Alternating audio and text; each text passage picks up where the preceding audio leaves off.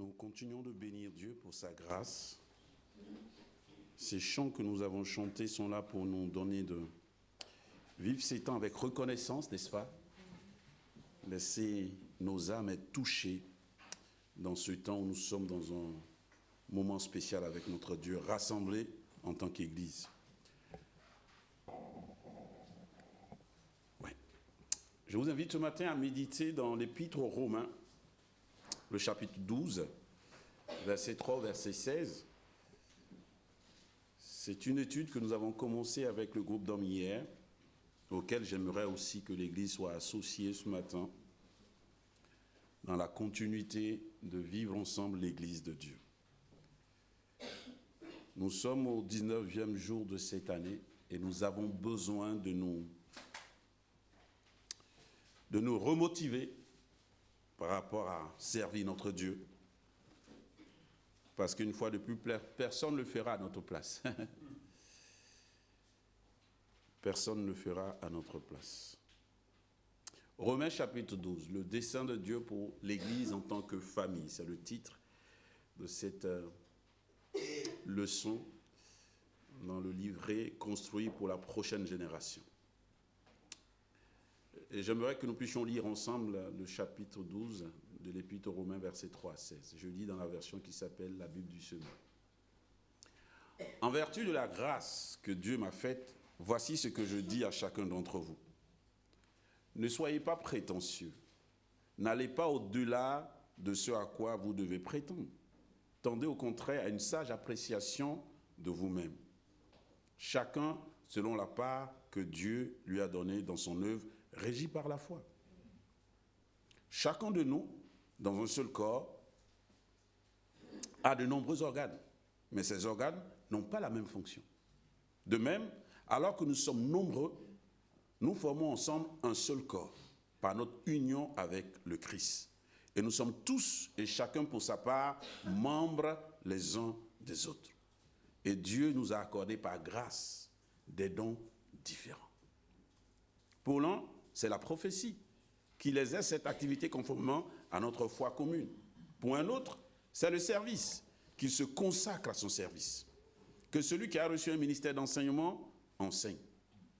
Que celui qui a reçu un ministère d'encouragement, encourage. Que celui qui donne, le fasse sans arrière-pensée. Que celui qui dirige, le fasse avec sérieux. Que celui qui secoue les malheureux, le fasse avec joie. L'amour ne sait pas mentir. Ayez donc le mal en horreur.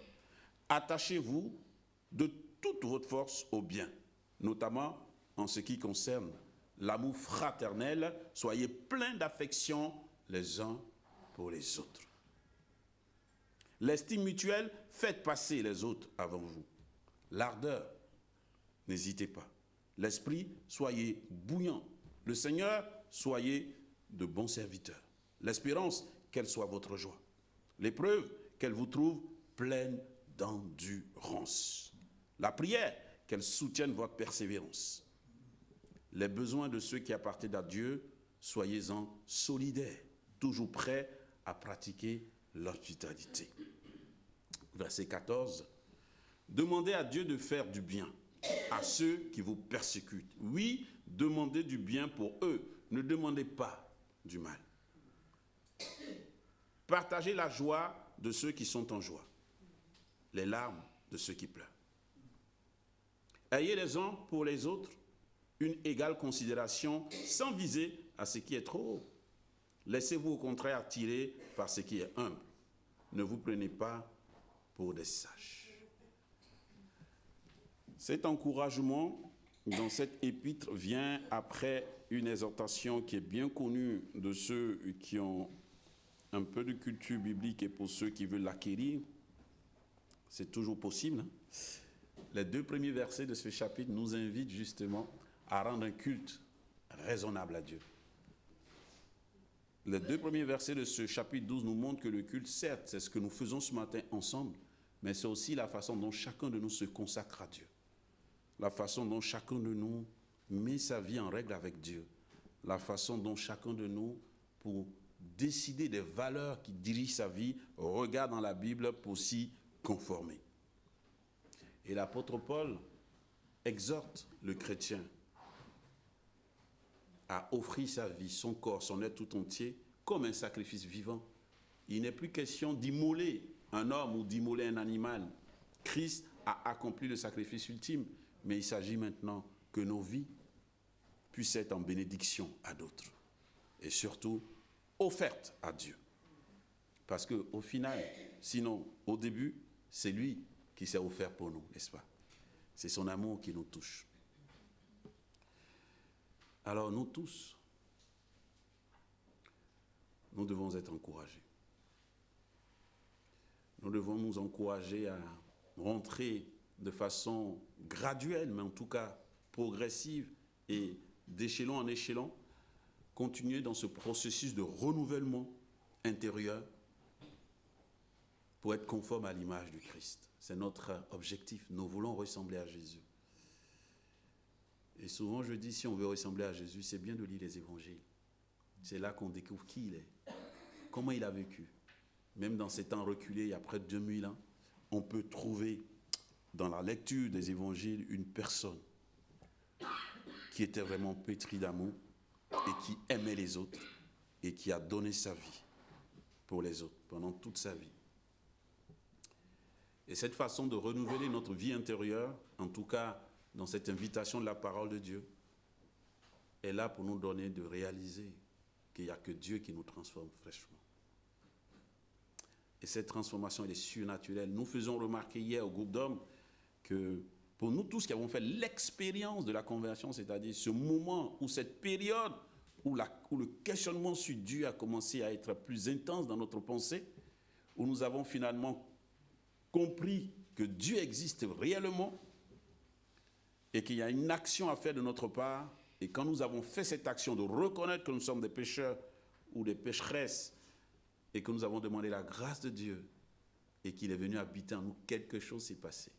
Quelque chose que personne ne peut toujours bien expliquer parce que c'est une action spirituelle, mais il y a eu un avant et un après.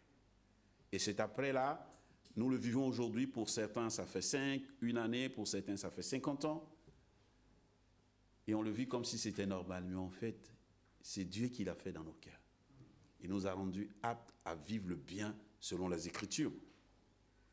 Et c'est ça qui ne nous donne pas d'être supérieurs, mais de voir la grâce qui est la nôtre, parce que dans ce monde, alors que nous sommes 7 milliards d'habitants, quelques-uns d'entre nous sommes capables de vivre selon Dieu. Mais c'est une action de Dieu en nous. Et c'est une bonne chose. Et c'est pour cela que nous sommes là ce matin, pour nous encourager à faire en sorte que d'autres puissent aussi être touchés par cette grâce de Dieu. Le dessein de Dieu pour l'Église. C'est pour cela que nous sommes là. Et c'est cette méditation que je veux conduire avec vous pour que nous puissions ensemble être encouragés à vivre non seulement en tant que chrétiens, mais bien plus à faire en sorte que d'autres aussi puissent rencontrer ce Seigneur, ce merveilleux Seigneur. Vas-y s'il te plaît, Eric. Et pour cela, l'apôtre nous invite dans le verset 3 à nous examiner. Nous devons nous examiner. Sans orgueil, sans fausse humilité et sans nous dévaloriser.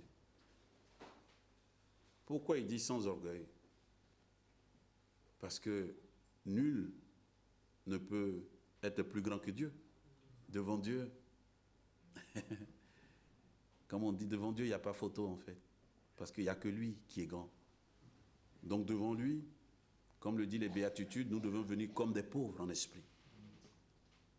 C'est cette façon d'être devant Dieu qui nous rend humbles et qui nous donne la juste mesure de nous-mêmes. Sans fausse humilité, parfois on nous dit, nous les chrétiens, on est parfois dans l'excès. Cette humilité qui finalement est plus dévalorisante qu'autre chose. Parce qu'en même temps, Dieu nous a donné une identité. Dieu nous a donné une valeur. Nous sommes créés à son image. Donc nous avons quelque chose de beau, même si en nous, quelque chose s'est cassé. Mais l'image de Dieu n'a pas été totalement détruite. Donc cette humilité qui veut qu'on soit rien, elle n'est pas biblique non plus. On est quelque chose, on a de la valeur. On a...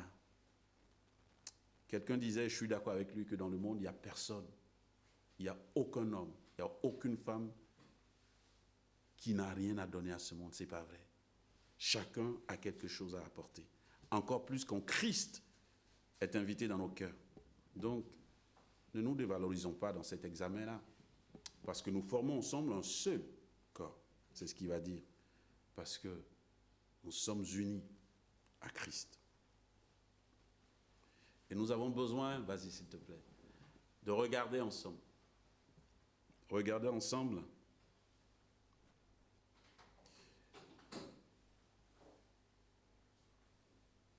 Les 2 premiers versets, il dit « Offrez-vous comme un sacrifice vivant afin de discerner ce qui plaît à Dieu, ce qui est agréable et ce qui est parfait. » N'est-ce pas? Et au verset 3, il dit que chacun prenne le temps de se poser. On n'est qu'au 19e jour de l'année. Pose-toi devant ton Dieu. Regarde où tu en es. Regarde qui tu es avec lui.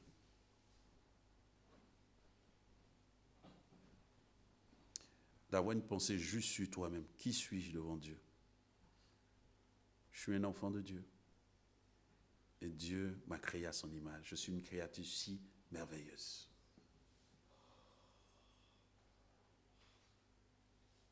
Nous devons avoir une vision équilibrée. Il ne s'agit pas de ce qu'on appelle le développement humain. Non, il s'agit de nous considérer selon la pensée biblique. Trop d'hommes, trop de femmes se sont dévalorisés. Et finalement ont perdu l'estime d'eux-mêmes. Alors que Dieu nous a investis de son image. Dieu nous a créés à son image. Cet équilibre doit nous aider pour que chacun de nous puisse réaliser non seulement que Dieu se soucie de lui, mais que Dieu lui a fait un don, au moins un. Dieu lui a donné quelque chose à apporter aux autres pour servir le corps de Christ, pour servir l'Église. Et justement, nous n'avons pas tous la même fonction, n'est-ce pas? Heureusement d'ailleurs que Dieu ne nous crée pas comme des clones, similaires. Quelqu'un a dit que ça serait triste que tout le monde fasse la même chose. Il y a cette richesse dans la diversité que Dieu nous a donnée. Et l'exemple qu'il prend, c'est le corps, n'est-ce pas? Il dit, n'est-ce pas, que ce corps que nous avons, il est un corps parce qu'il y a beaucoup d'organes dedans, mais c'est un seul corps. Alors que Dieu nous aide. Nous avons besoin des fois de nous arrêter pour nous évaluer. Pas pour nous culpabiliser, pas pour nous détruire, mais pour progresser. Quelqu'un dit, si tu veux savoir où tu en es, tout du moins, si tu veux progresser, il faut que tu saches déjà où tu en es. Parce que si tu mets une barre alors que tu es déjà à ce niveau-là et que tu mets la barre là, en fait, tu ne vas pas progresser, tu vas régresser. Donc fais le point avec toi-même pour réfléchir avec ton Dieu, dans un dialogue, dans la prière, pour que Dieu puisse te faire du bien à toi. Mais parce qu'il te fera du bien, il fera du bien à ceux que tu aimes aussi. On n'est jamais seul dans la pensée de Dieu. On est toujours avec Dieu, mais aussi avec les autres, n'est-ce pas? C'est pour ça que l'apôtre Jean va dire, tu dis tu aimes Dieu, c'est bien. Mais si ton frère qui est à côté de toi, tu n'as pas le même amour pour lui, ton amour pour Dieu est peut-être un peu incomplet. Parce que qui dit aimer Dieu doit aussi aimer son prochain. Il y a une corrélation très forte entre notre communion avec Dieu et notre communion les uns avec les autres. C'est ce point-là que nous devons faire. Quelqu'un dit, j'aime Dieu. Il a un zèle incroyable pour le Seigneur, pour le service Dieu régulier, fidèle. Mais d'un autre côté, ses relations avec les proches ne sont pas au bon niveau. Il y a quelque chose à restaurer. Il y a quelque chose à restaurer. Et c'est ensemble que nous voulons le faire. C'est ensemble que nous pouvons le faire, n'est-ce pas? Oui, c'est ensemble que nous avons besoin de le faire. Que Dieu nous aide. Nous sommes des créatures complexes. C'est Dieu qui nous a créés comme ça. Mais nous sommes de belles personnes. Et Dieu, justement, veut que nous soyons ces belles personnes-là. Et c'est important d'y réfléchir. L'Église est constituée de toi et de moi, de chacun d'entre nous, avec sa personnalité. Et nous avons besoin de regarder à tout ça. J'ai mis là quelques éléments pour vous, pour nous encourager à regarder le fait que justement l'image que l'apôtre Paul prend dans cette épître, c'est l'image du corps. Il dit, regardez, chacun de nous a un corps, n'est-ce pas? Mais notre corps, heureusement qu'il y a tous ces organes dedans. Et c'est tous ces organes qui les font fonctionner. Mais aucun organe n'est semblable à un autre.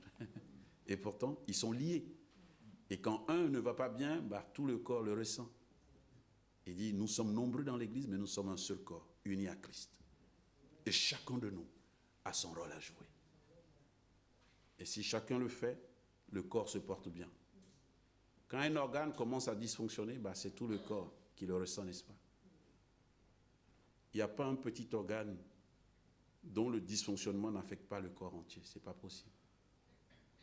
On peut le ressentir sur le champ, on peut ne pas le ressentir, mais tôt ou tard, le reste du corps va le ressentir parce que si ça persiste, les autres éléments liés à lui vont être contaminés aussi, vont être touchés.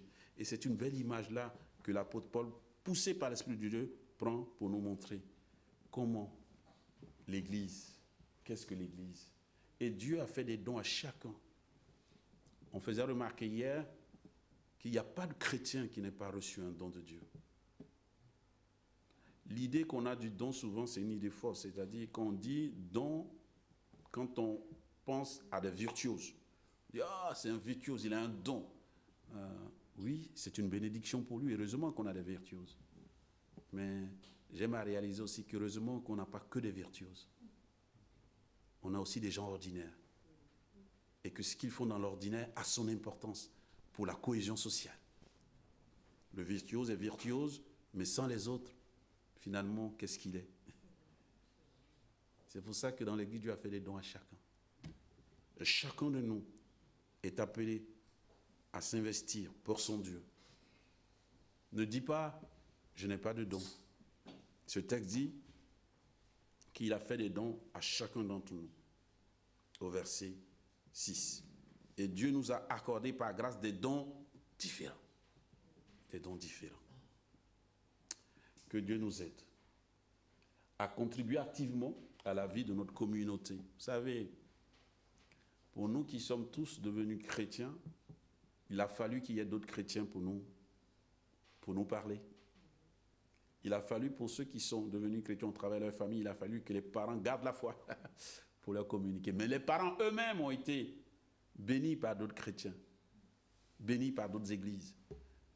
Et si nous avons envie que le monde soit un peu meilleur, nous avons besoin de nous impliquer dans nos communautés, comme ici, pour continuer à brandir haut cette flamme de la bonne nouvelle, pour que des femmes et des hommes continuent de tenir bon dans la foi et que d'autres puissent venir découvrir la foi. Vas-y, Eric. Pour cela, nous avons besoin aussi de savoir comment servir justement, comment nous devons être au service les uns des autres. En tant que membres d'une famille, et quelle intensité devrait avoir notre affection les uns pour les autres. Il se trouve que malheureusement, nous avons des fois des modèles qui ne sont pas toujours conformes de famille. Et donc, quand on parle de famille, l'image est un peu biaisée. Mais si nous prenons une famille normale, chaque famille a son histoire, chaque famille a ses joies, chaque famille a ses difficultés. Mais en général, une famille normale, les gens, ils s'aiment, ils se connaissent, ils se soutiennent. Et quand il y a des frictions, ils essaient de les régler pour aller de l'avant. Parce qu'ils sont nés dans cette famille. Parce qu'une famille, comme le dit l'adage, une famille, c'est sacré. Mais à cause peut-être de toutes ces distorsions dans nos familles, à cause de tous ces dysfonctionnements dans nos familles, nous ne savons plus apprécier quand Dieu nous dit que l'Église est une famille. Nous devons revenir à ce que la Bible appelle famille et reconsidérer les éléments qui nous sont proposés. Vas-y, s'il te plaît. Nous avons une responsabilité quand nous sommes en famille. Nous sommes responsables les uns des autres. C'est un mot qu'on n'aime pas maintenant, parce que chacun a sa vie, en fait. Mais ce n'est pas nouveau, ça date. Ça date dans l'Ancien Testament dès la première génération, la deuxième génération des humains. Hein. Dans les descendants d'Adam et Ève, Dieu a demandé à l'un d'entre eux, il a dit, est-ce que je suis le gardien de mon frère? Est-ce que je suis le gardien de mon frère? Donc c'est Le péché a fait ça. Le péché a fait qu'on n'aime pas, qu'on ne supporte pas avoir cette responsabilité mutuelle les uns envers les autres. Que Dieu nous aide. Je vous ai mis là quelques éléments pour nous y encourager. Nous ne devons pas seulement avoir de l'amour fraternel les uns pour les autres, mais nous devons aussi être au service les uns des autres en montrant cet amour fraternel. C'est-à-dire qu'on n'est pas juste là dans un service, on n'est pas juste là dans une collaboration. On est là d'abord et avant tout dans une relation. Nos familles sont devenues parfois des familles de fonctionnement. On fonctionne parce qu'on est né. L'aîné fonctionne comme un aîné. Les cadets fonctionnent comme des cadets. Les enfants fonctionnent comme des enfants et les parents comme des parents, ce qui est normal. Mais on reste parfois sur cet aspect fonctionnel, collaborationnel, utilitaire des fois. Utilitaire. Alors que, avant tout, c'est la relation, cette affection les uns pour les autres. Et le texte est rempli de l'idée, selon Dieu, qu'il doit avoir une intensité d'affection les uns pour les autres. Vous savez, l'affection, il dépasse le cadre de la rationalité. Il y a cet adage fou, mais je ne sais pas s'il est vrai, je ne pense pas, mais on dit, quand l'amour est là, c'est un adage, je ne sais pas si vous le connaissez, on dit quand un homme, une femme tombe amoureuse, c'est comme quelqu'un qui a donné la clé de sa valise à un voleur. Donc, ça veut dire qu'il a perdu un peu la tête. Mais ça veut dire qu'il fait tellement confiance qu'il ne contrôle plus rien. Et c'est de cet amour-là, c'est de cette affection-là qu'on parle. S'aimer les uns les autres. Aimer, c'est le plus gros chantier de notre monde. Et Jésus l'a montré. Il a été capable d'aimer même ceux qui lui voulaient du mal. C'est incroyable, ce monsieur. Dans ces 12, et il a eu le courage d'assumer. Il dit, Judas, c'est moi qui l'ai choisi. Il dit, c'est pas quelqu'un qui m'a imposé. Judas, je l'ai choisi. Et je l'ai aimé jusqu'au bout. Mais il avait décidé, malheureusement, de se perdre tout seul. Et le soir de la Sainte Seine, relisez le texte, relisez cette scène. C'est un moment difficile pour Jésus quand il parle à Judas. Parce que jusqu'à ce moment-là encore, il y avait la possibilité. Vous savez, quand on dit que la prophétie devait s'accomplir, il dit oui, la prophétie pouvait s'accomplir avec quelqu'un d'autre que toi, Judas. Mais tu as décidé qu'elle allait s'accomplir avec toi parce que tu as fermé ton cœur. Et tu as ouvert ton cœur à l'argent. Et c'est pour ça qu'il lui a dit ce que tu es venu faire au petit matin. Il dit ce que tu es venu faire, fais-le vite. Et Judas a été touché par ça. Et malheureusement, il ne s'est pas repenti. Le chagrin l'a submergé. Et il s'est pendu plutôt que de se répandre. Jésus a aimé tous ces gens-là. Il y a cette scène où on vient l'arrêter au petit matin de ce vendredi fatidique pour lui. Il dit, j'ai été avec vous tous les jours. J'ai volé personne, j'ai menti à personne et vous voulez m'arrêter comme un brigand. Mais bon, c'est pour cette heure que je suis là. Il n'a plus dit un mot, on l'a pris comme un malpropre. Par amour, il a fait ça. On l'a trimballé comme un chien. Il a accepté. On lui a fait un procès injuste. 3 procès injustes.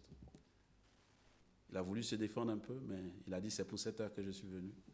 Au dernier qui lui a fait un procès, il lui a dit, ne sais-tu pas que j'ai le pouvoir de te libérer? Il dit, tu n'as aucun pouvoir sauf celui qui t'a été donné pour ce moment-ci.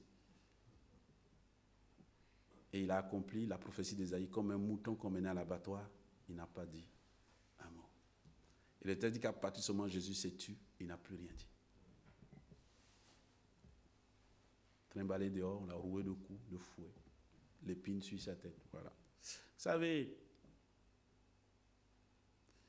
on peut tous très bien parler d'amour, même moi le premier. Mais le vivre, c'est une autre affaire. Et c'est là qu'on a besoin de Saint-Esprit. C'est là qu'on a besoin de Dieu. C'est là que notre besoin de Dieu est crucial, parce qu'il n'y a que lui. Si on ne s'est pas convaincu qu'il n'y a que lui qui peut nous donner cette force-là, on se trompe tous, en fait. On se trompe tous. Alors nous avons besoin, bien-aimés. Beaucoup d'entre nous ont appris que l'église est un endroit où on vient le dimanche. Chrétien du dimanche. Hein. Moi, je suis un combattant de refuser chrétien dimanche. Je dis, que nos bâtiments d'église sont dans des lieux de vie. Donc les gens y voient. Comprenez ce que je dis? C'est-à-dire que là, nous, on est entouré de logements. S'il n'y a que le dimanche où cette maison est remplie, pour les gens, c'est normal. On est des chrétiens de... Bah oui. Parce qu'il y a le dimanche que c'est rempli. Donc on est des chrétiens de dimanche. Et puis on a ce bel argument de dire, ouais, mais il n'y a pas qu'à l'église qu'on vit la foi chrétienne. C'est faux. C'est faux.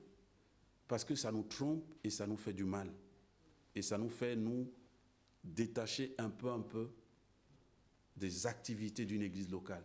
Une église locale, vous savez, si on ne connaît pas l'histoire des églises, on ne sait pas pourquoi on est là. Ce bâtiment, cette salle, il y a 40 ans, il y a des gens qui n'avaient pas de salle quand ils ont commencé un projet d'église sur Créteil, mais qui voulaient évangéliser cette ville et qui voulaient un endroit où les chrétiens puissent se réunir pour édifier leur foi et pour accueillir d'autres, pour les enseigner dans la foi. Ils se sont battus pour ça. Ils l'ont obtenu. Et plus de 40 ans après, plusieurs sont passés et nous sommes là aujourd'hui. Qu'est-ce qu'on va faire nous là? C'est avec nous que le bâtiment va être fermé? On peut faire ça aussi, hein? Ou bien est-ce qu'on va avoir envie tous ensemble de dire il faut qu'il y ait une suite, et une suite encore glorieuse à cette affaire. Mais c'est ensemble, c'est dans l'engagement des uns des autres. Il ne s'agit pas d'abord du bâtiment, il s'agit de l'engagement de chacun d'entre nous dans le service de cette communauté. C'est de ça qu'il s'agit. Et de la place pour tout le monde. On dit Dieu est celui qui recrute tout le temps. Hein? Il y a des enseignes publicitaires qui disent on recrute 24 heures sur 24. Mais Dieu, il est plus que cela. Dans la maison de Dieu, il y a place pour tout le monde. Vu que le texte nous dit qu'il a fait des dons différents à chacun de nous et que nous sommes tous invités à rentrer dans le service de notre Dieu. Pourquoi on fait tout ça? Pourquoi on est là en fait? Moi, c'est une question que j'aime me poser. Ça m'aide à rester vivant pour Dieu. Pourquoi je suis là? Je ne suis pas là dans un truc stérile, ni dans une tradition mimétisme, venir dimanche après dimanche parce que c'est ma culture chrétienne. Non. On est là parce qu'il y a du sens d'être là. On est là parce que bien avant nous, il y a des gens qui ont été là et grâce à eux, plusieurs sont venus à la foi. Des familles ont été impactées, des couples ont été transformés, des jeunes ont trouvé le salut et leur vie n'a jamais été la même. Des enfants, tout petits, ont entendu l'évangile très tôt et la graine a été semée dans leur cœur. C'est pour ça qu'on est là. Amen.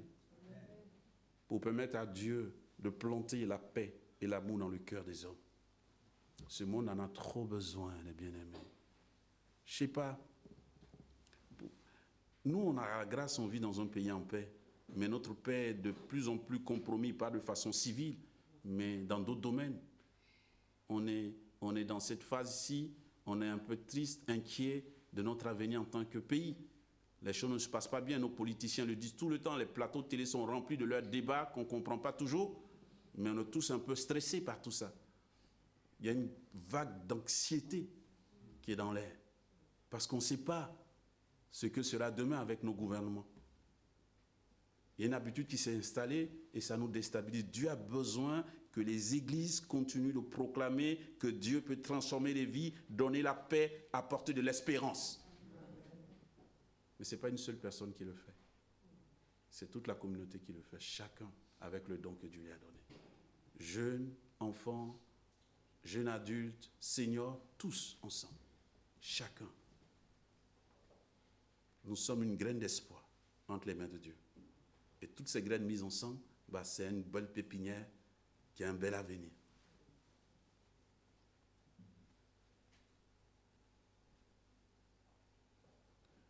Mon collègue Roger Piaget, qui aime beaucoup visiter les forêts, il m'a fait remarquer qu'il n'y a plus de forêts vierges en France depuis bien longtemps.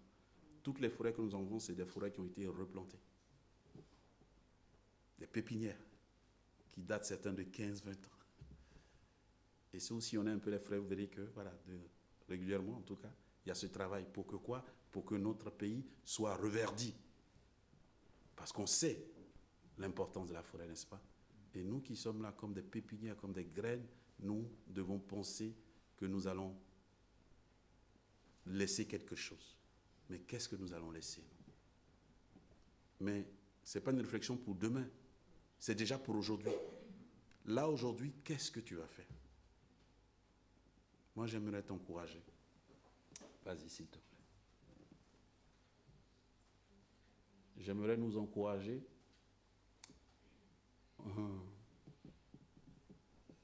Les églises sont là pour mener les chrétiens à la maturité. C'est notre travail. C'est l'une de nos vocations. Que chacun vienne, mais qu'il grandisse dans sa foi. C'est l'objectif de tous ces ministères dans la communauté. Quand les hommes se retrouvent, c'est pour que chacun grandisse dans sa foi. Quand les femmes se retrouvent, c'est pour que chacune grandisse dans sa foi. Quand les jeunes se retrouvent comme hier après-midi, c'est pour que leur foi soit boostée et qu'ils continuent de grandir ensemble. Quand les enfants sont là-bas à l'école le dimanche, c'est pour que c'est tout petit, très tôt, entendent les bonnes valeurs de Dieu. Et que ces bonnes valeurs, ce que les parents ont déjà mis, que l'Église les aide à les capter. C'est de ça qu'il s'agit, les bien-aimés. Nous avons besoin pour cela de nous engager dans la communauté. L'idée que l'Église est partout, c'est une idée qui est belle, mais qui n'a pas d'emprise. On a dit que la mondialisation allait tout régler, et finalement, chacun se replie sur lui-même. C'est de bon pourquoi? Parce qu'on a besoin de choses concrètes des fois. Et nous engager, ça demande aussi ça. Je suis toujours admiratif de tous ces médecins, de Médecins sans frontières. C'est des gens parfois qui ont des familles, mais qui n'hésitent pas à renfiler la blouse et aller sur un champ de guerre pour apporter de l'aide aux blessés, aux malades. C'est incroyable, ces gens-là. Ils y vont quand même. Ils y vont quand même. Je ne sais pas s'il y a beaucoup qui vont pour l'argent, mais je ne sais pas si ça vaut la peine d'aller risquer sa vie pour de l'argent comme ça. Mais je pense que la plupart vont par vocation, parce qu'ils sont humanistes, profondément humanistes. Parce qu'ils ont profondément l'idée que l'humain mérite d'être soigné, qui qu'il soit, où qu'il soit. Rapportez cela à l'Église. Il y a trop de blessés et de morts spirituels dans la nature. Et l'Église est là pour les soigner et pour les ramener à la vie. C'est ça notre rôle. Nous étions tous morts spirituellement, n'est-ce pas? Et heureusement qu'il y a eu des gens qui nous ont aidés à nous ramener à la vie. Ils nous ont aidés à rencontrer Jésus. Et même des fois, notre parcours chrétien partait un peu bancalement. Heureusement qu'il y a eu l'Église pour nous redresser, pour nous mener à la maturité. Heureusement. Une église, ce n'est pas juste un bâtiment, ce n'est pas juste des hommes et des femmes qui y viennent dedans. C'est que Dieu a quelque chose à faire dans la vie des hommes. Et c'est beau, nous faisons partie de ce projet-là. Si on n'est pas là, il y a quelque chose qui manque. Si vous n'êtes pas là, il y a quelque chose qui manque. Il faut vous dire ça. Si vous ne dites pas ça, on dit, ouais, nul n'est indispensable. Ce n'est pas ça l'idée. Évidemment que nul n'est indispensable. Mais dès qu'on dit ça, on voit qu'on a besoin quand même des gens. Parce que pourquoi on est obligé de dire que nul n'est indispensable? Parce que justement, il y a quelqu'un qui va manquer à un moment donné. Mais ça veut dire qu'il faut chercher à le remplacer. Bah oui. Donc, il n'est pas indispensable dans le sens où s'il n'est plus là, on va forcément trouver quelqu'un. Mais s'il est là quand même, ça nous fait du bien. Voilà. Mais l'idée, c'est que on ne va pas tous centrer sur lui non plus. Et que lui ne doit pas tous centrer sur lui. Puisque nous sommes tous les membres du corps. Et que chacun de nous a son utilité. N'est-ce pas? C'est de ça qu'il s'agit. Le plus compétent d'entre nous a besoin du moins compétent d'entre nous. Et puis, qui met les compétences? Voilà. Chacun est compétent dans son domaine et en fonction de son zèle. Et une compétence, on continue de l'acquérir aussi. C'est ça le progrès, n'est-ce pas? Moi, je disais hier au groupe d'hommes, je suis reconnaissant parce que ce que les moniteurs font à l'école dimanche, je n'aurais pas pu le faire. Moi, je suis prédicateur d'adultes. Des fois, on a l'idée, parce qu'on est des parents, qu'on sait qu'on a des enfants, on sait tous enseigner les enfants. Ce n'est pas vrai. C'est pas vrai. On sait tous éduquer nos enfants, mais les enseigner, ça c'est une autre affaire. Que les enfants, c'est des théologiens. Ils te posent une question, tu te dis, oula, comment tu vas faire pour lui répondre? Et même quand tu lui as répondu, il a déjà la deuxième question derrière. Et tu dis, mon fils, plus tard. Parce que papa a besoin de réfléchir un peu pour répondre de la bonne façon à l'enfant. Quand un enfant vous demande, papa, quelle est la couleur de la peau de Dieu?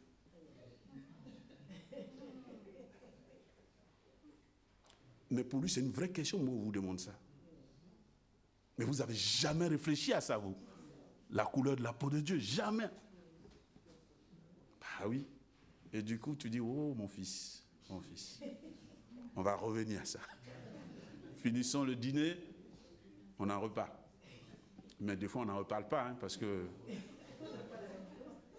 On n'en reparle pas, parce que c'est trop compliqué des fois. Oh, les moniteurs, franchement, si vous allez des fois à l'école dimanche, moi je vais souvent, avant ma prédication, je vais me poser là-bas, la façon dont ils enseignent, la pédagogie, je dis, waouh, incroyable, incroyable. C'est pour ça que chacun a sa place dans cette communauté, selon le don de chacun d'entre nous. Que Dieu nous aide. 3 auteurs qui disent des choses pour nous encourager ce matin, pour nous défier aussi.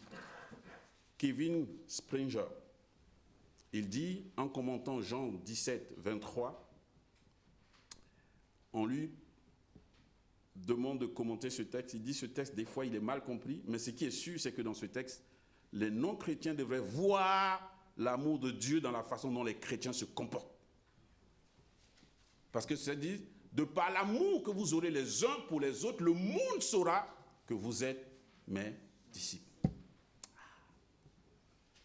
Ça veut dire que le contraire de ce verset crée une distorsion. Si par nos comportements, les non-chrétiens ne voient pas l'amour de Dieu, c'est-à-dire si nous ne nous aimons pas les uns les autres, on est dans la désobéissance totale à Dieu.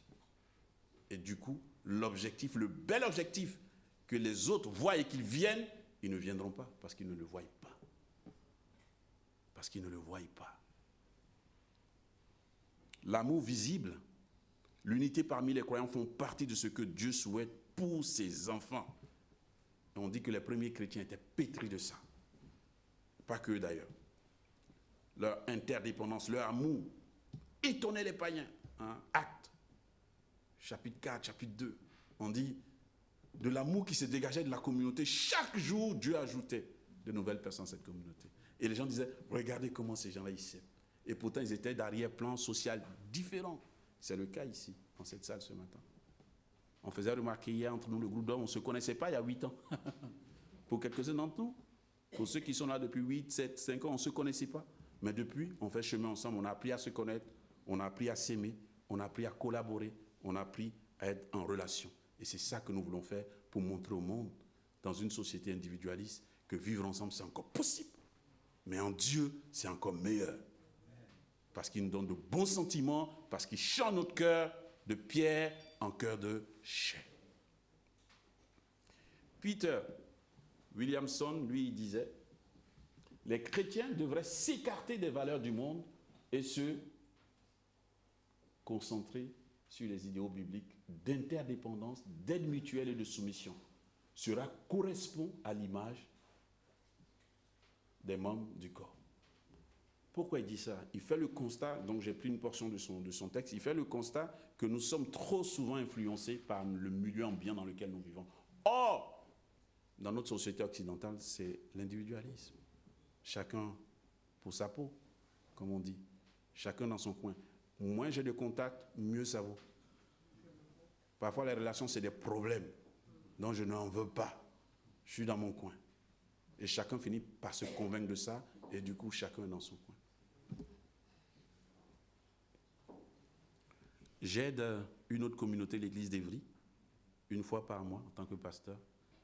Et on avait le conseil il y a 2 lundis de cela, et on a appris qu'il y a une de nos sœurs seniors qui était tombée dans sa maison pendant 5 jours. Il n'y avait personne. Je ne me souviens même plus comment on a su qu'elle était tombée. Et ça arrive trop souvent, ça, dans notre société. Que Dieu nous aide. Que Dieu nous aide. On a besoin d'être en relation, de nous parler au téléphone. On a le téléphone, pourquoi? Aujourd'hui, on a le téléphone qui est devenu un ordinateur. On a le téléphone pour plein d'autres choses, sauf pour appeler un bien-aimé. Comment vas-tu? On dit, oh, c'est pas grave, je le vois dimanche. Ah, on s'est vu dimanche. Ouais, on s'est vu il y a dimanche, donc on se verra dimanche prochain. Et à force de dire ça, on n'a même pas le numéro des bien-aimés, c'est-à-dire on peut être dans une communauté pendant 5 ans, et on ne sait même pas le numéro des frères et des sœurs. Et je vais redire ce que j'aime à redire souvent, et on va toujours passer par l'annuaire de l'église. Vous savez, l'annuaire de l'église, c'est qui? C'est le pasteur.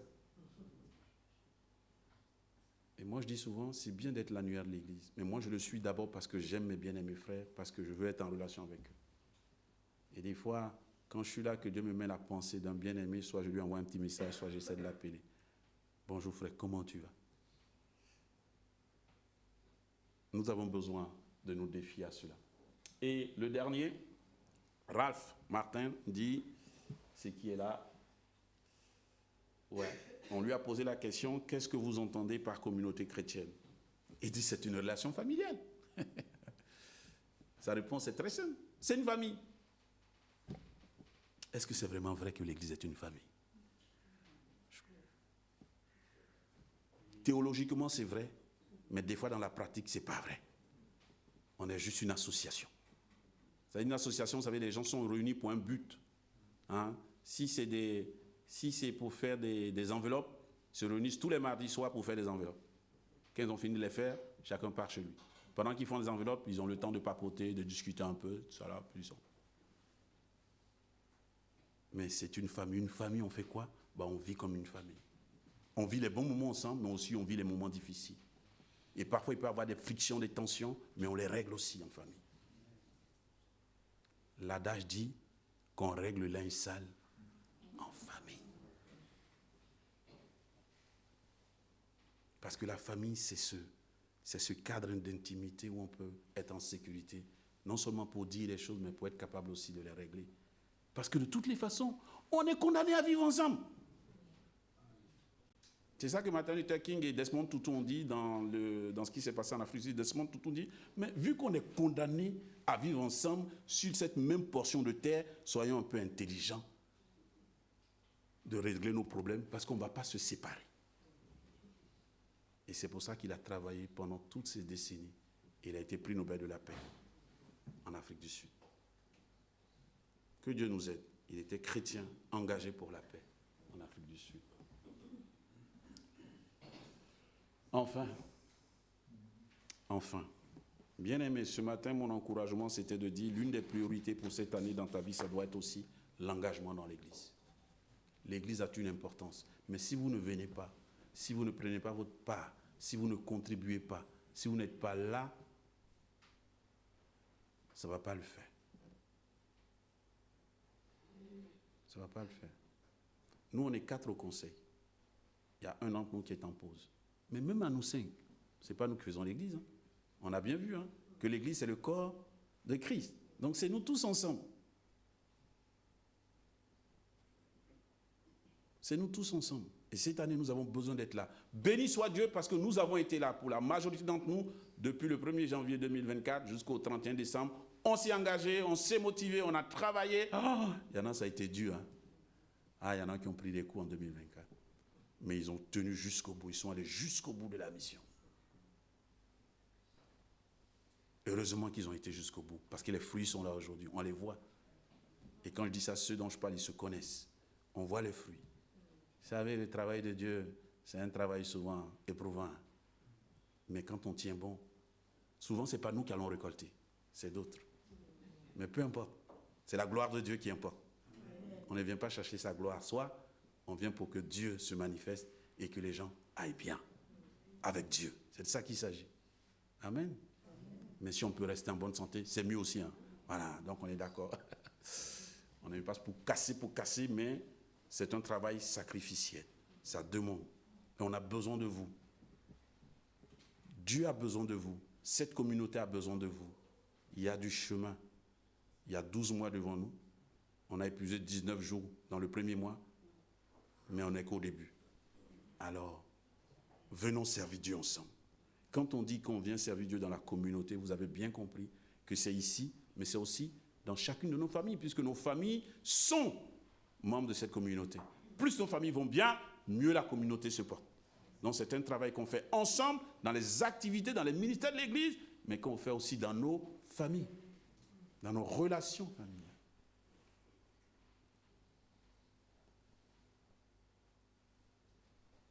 Je veux nous inviter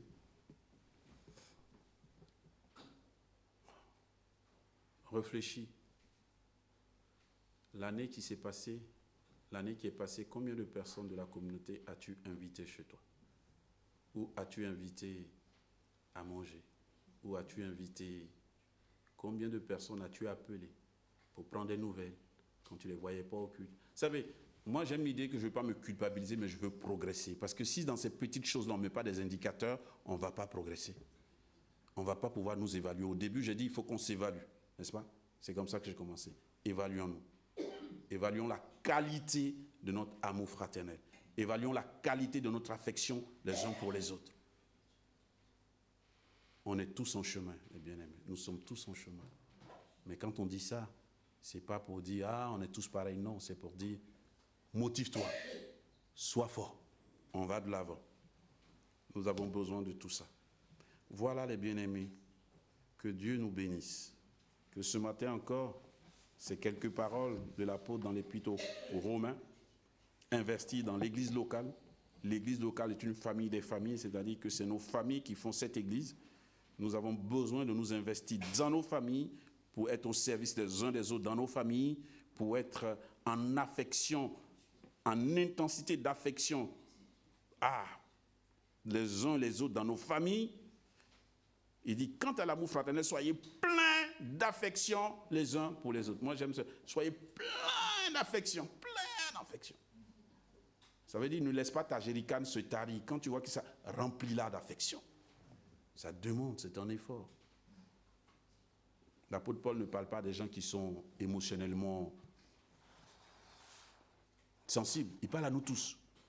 Que tu sois émotionnellement sensible ou pas, Dieu veut te donner plein d'affection pour les autres. Amen. Amen. Je vous invite à prier. Ouf.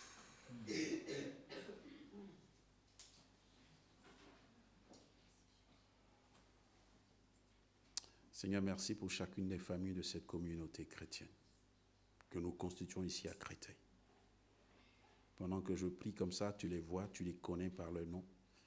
Merci de toucher, de faire du bien. Nous avons tous besoin de toi.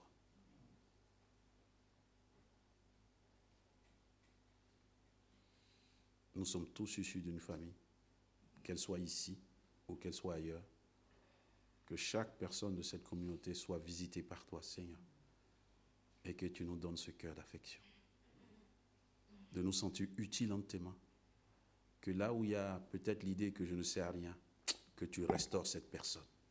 Parce que tu donnes à chacun un don et tu montres à chacun qu'il est une belle personne, qu'elle est une belle personne et qu'elle a de l'utilité entre tes mains pour cette communauté et pour la société, en Jésus-Christ. Cette église a besoin de toi. Seigneur, nous avons besoin de toi. Nous voulons être une église vivante. Nous voulons être des frères et des sœurs engagés, chacun, avec le don, avec le ministère que tu lui donnes. Là où il y a des malentendus, des incompréhensions, tu nous aides aussi parce que tu es le Dieu de la réconciliation. Tu dis, pardonnez-vous les uns les autres, parlez-vous les uns les autres, aimez-vous les uns les autres. Que tu nous donnes aussi de continuer à poser des actes d'affection en nous évitant, en nous téléphonant, en nous prenant des nouvelles. Et quand nous sommes là, en faisant communion fraternelle les dimanches, dans le bon sens du terme, en prenant du temps pour parler avec les uns et les autres. Pas trop pressé de partir. Des fois, ça peut se comprendre, mais que tu nous aides. Que ce des fois-là soit quelquefois et pas tout le temps non plus. Pour que nous ayons le temps de construire des relations profondes pour bénir cette ville, pour bénir l'Église de France. Dans le nom de Jésus. Amen.